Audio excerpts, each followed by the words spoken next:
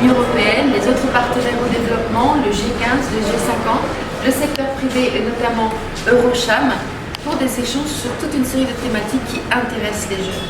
Ce que nous voulions faire par cela, c'était engager un dialogue sur ces questions d'emploi, de formation, de participation et montrer que nous écoutons cette voix de la jeunesse. Cette voix de la jeunesse, cette force de proposition et de solution nous inspire, nous, partenaires. Nous avons été très interpellés, nous aussi, par la force de cette voix qui s'exprime par la jeunesse. Aujourd'hui, on n'a pas attendu JOCDEF pour, je dirais, être proche des écoles, des centres de formation. Toutes nos entreprises aujourd'hui ont des stagiaires, embauchent.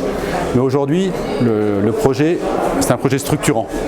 Le but, c'est de se rapprocher de plus en plus, peut-être de façon coordonnée, non pas individuelle, pour essayer d'améliorer les choses, d'améliorer la communication avec les lycées, avec les écoles, avec les étudiants, pour essayer, je dirais, que ce soit un partenariat win-win, que l'on puisse, nous, obtenir des jeunes qui correspondent à nos besoins, qu'on puisse les aider aussi pour décrocher, je dirais, des emplois, qu'on puisse monitorer, qu'on puisse aider et que les lycées, que les écoles puissent savoir ce qu'on attend aussi aujourd'hui. Parce que l'éducation c'est bien, mais il faut être proche du marché, de la réalité, surtout que le monde aujourd'hui évolue très vite. Le projet JOCDEF est appuyé par l'Union européenne à hauteur de 300 000 € et avec un cofinancement Eurocham Sénégal de l'ordre de 74 000 €.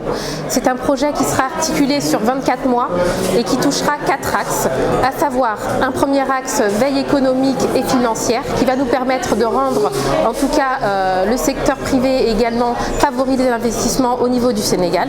Un deuxième axe qui lui nous intéresse particulièrement aujourd'hui, qui est articulé autour de la jeunesse, rapprocher le monde de l'entreprise du secteur éducatif et vice-versa.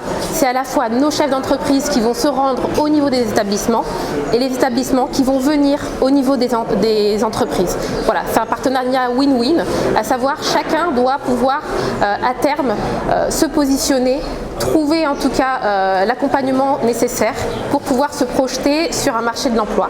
Un 3 orienté sur la partie financement des PME, PMI, rendre ces PME, PMI plus armées, si je peux le dire ainsi, en renforçant les capacités de ces staffs pour pouvoir présenter des dossiers qui vont pouvoir être éligibles au niveau des partenaires au développement. Puis enfin, un quatrième axe qui lui concerne la RSE.